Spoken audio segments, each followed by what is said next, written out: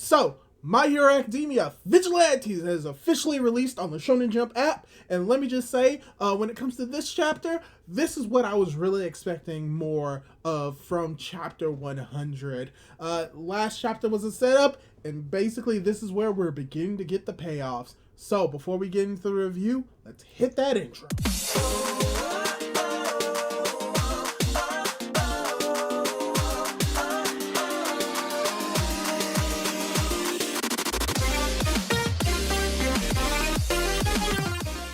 Hey guys, how's it going? It is your boy, Big Boojru 97 here, coming at you with more My Hero Academia Vigilantes. This time we're going to be going over Manga Chapter 101, titled Where I Should Be. And when it comes to this chapter, for the most part, it is a Koichi-centered chapter. It continues what happened last chapter, which was basically a build-up to what we are getting in this chapter. And even in this chapter, it's still a little bit more build-up, but we get to see a lot more things happen in this chapter, and we get to see the larger scope of what number 6 has been planning. And before we get more into the review, I'd like to ask you, if you haven't done so, to subscribe to my YouTube channel if you like this type of content, if you like my Hero Academia reviews, discussions, as well as my reviews for Vigilantes. Hit that subscribe button, hit that notification button to be notified for whenever I upload videos. And with that out the way, let's get right into the review. So, to start off the chapter, we start off with a cover page of My Hero Academia Vigilantes, episode 101, Where I Should Be, where we just get this lovely image of both Aizawa as well as Koichi, the crawler, and right behind them, you just see a bunch of faceless, anonymous, and it's really good, especially since yeah, we're going to be focusing on Koichi in this chapter. So yes, when it comes to the actual chapter proper, it basically continues from what was left off last chapter, where basically Eraserhead tells Koichi to go to the detective Tsukachi,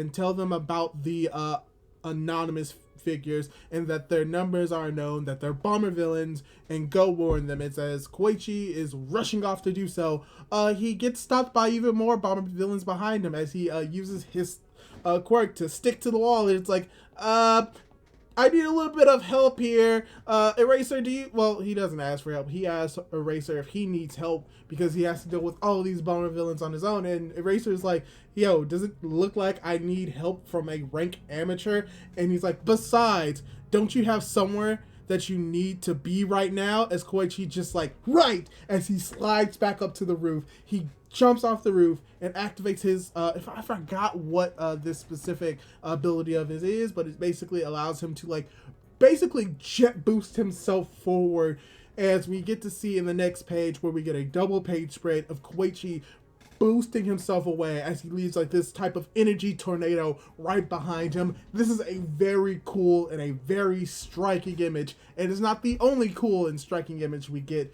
in this chapter, but just in itself, just seeing the swirls behind Koichi as it sends him forward, as we get this like symbol of boom, showing like how powerful it is. It's just a very beautiful scene. I really enjoyed it, and it is even followed up by an even more amazing line from Eraserhead, basically saying, man, it's a pain. I gotta hold even more of these kids' hands. Man, this is so irrational. And he looks over and is like, oh, sorry guys, I was just talking to myself. I don't hate you guys at all. So come on, all of y'all, come at me at once. I'll be fine. I just love Eraserhead just being so smug, and I find this to be great because it just fits him so well. He's so confident in his abilities to literally take on an army of bomber villains while saying that he hates kids but loves fighting the enemy. I just love how Eraser is more of this type of character in Vigilantes, and he's still a character in My Hero Academia canon. It's just he's more snarky here because we see him fight villains more face to face in Vigilantes than we did in My Hero Academia canon, because he was more of a teacher there, and here he's more of an actual pro hero. So it's very cool to see.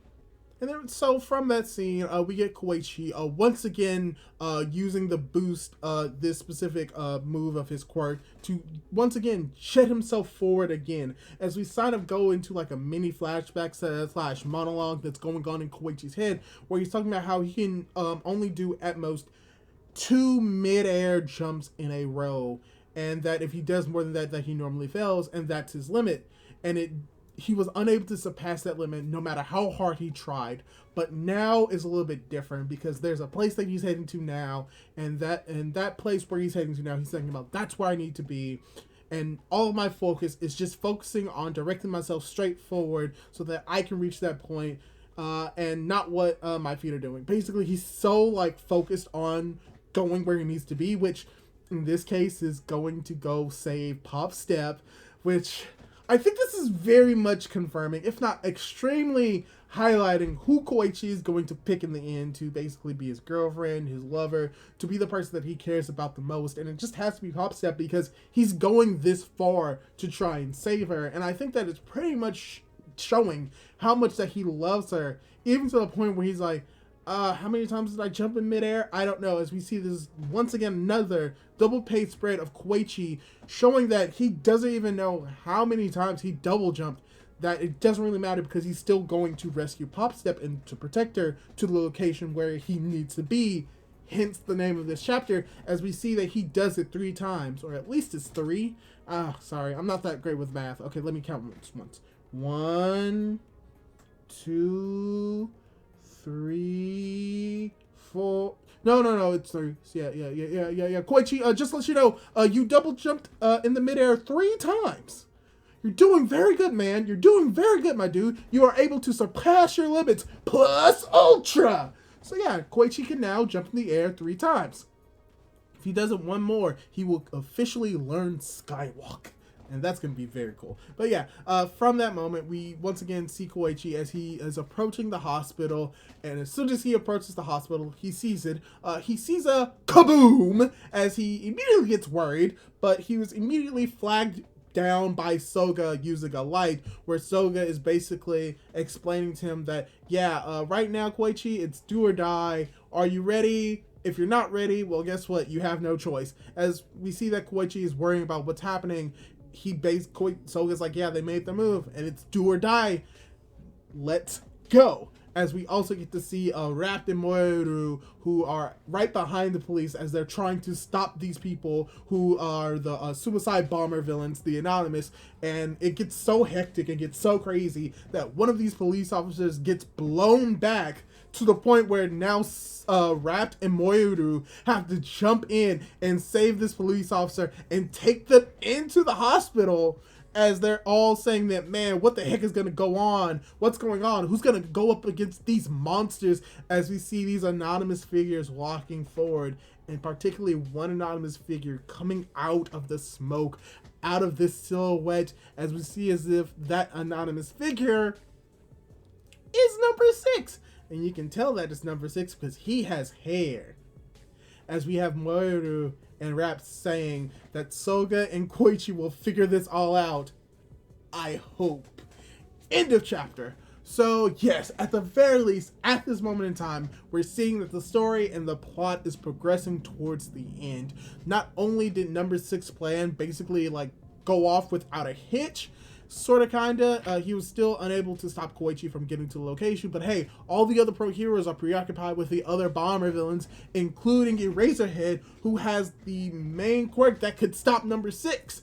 But now Koichi is close to the vicinity. Number 6 is about to go into the hospital to potentially kill Pop Step, and now it's going to be up to Koichi as well as Soga to figure out a way to stop number 6 from killing the person that Koichi cares about, if not loves. And this is what I've been waiting for when it comes to everything that has gone on in My Hero Academia Vigilantes. There has been a whole lot of setup. The setup with the flashback that led to what happened to the detective, which led into number 6, which led more into number 6's plan, which led into the pro heroes going after Koichi, which led to them eventually working with Koichi, which led to them being separated by number 6 using the Anonymous, which eventually leads to number 6 confronting the detectives at the hospital, also as well as Koichi being branded a vigilante/criminal. All of that was just build up and set up for this moment, and now from here on we're going to get most likely more like into the action, more into number 6 trying to infiltrate the hospital to attempt to kill Pop Step,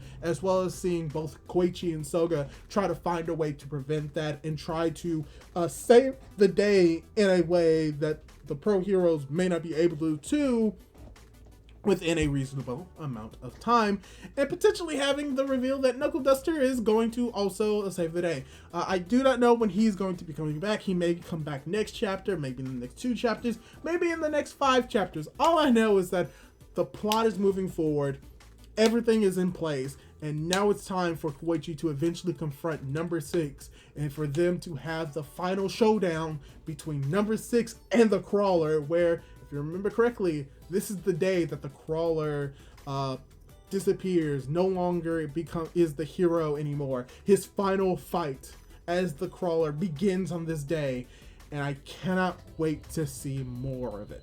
So overall, I really did enjoy this chapter. It wasn't really necessarily a setup chapter. We got to see a lot of action. We got to see a lot of cool moments with Koichi. We get to see that Koichi does have a resolve to go to where he needs to be, which in this case is in the hospital next to Popstep, showing that most likely he does care for her a lot and potentially does love her, which could mean that they will eventually be in a relationship at the end, but also seeing that number 6's plan is going on and that he's one step closer to achieving his plan of killing Popstep and then killing Koichi. So yeah, really enjoyed this chapter. Really wish that this was chapter 100, because I think that objectively this is a better chapter than chapter 100, because unfortunately chapter 100 was just a setup chapter for this moment. So yeah, really enjoyed it. Really enjoyed the artwork. It was very cool. Really enjoyed the double page spreads. Just really enjoyed this chapter of Vigilantes as a whole, and hopefully you enjoyed it as well. Hopefully you enjoyed my review of Vigilantes as well. If you did, leave a like on this video. Leave a comment down below on what you thought of this chapter. What do you think is going to go on next chapter? Do you think that we're going to see Koichi and Soga confront number 6? Do you think that number 6 is going to be able to infiltrate the hospital and get past this police blockade? Leave your thoughts down in the comments down below, and if you like this type of content, subscribe to my YouTube channel for more content like this while hitting the notification button, and do all that cool jazz, and hopefully I'll be able to catch you in my next video. Goodbye.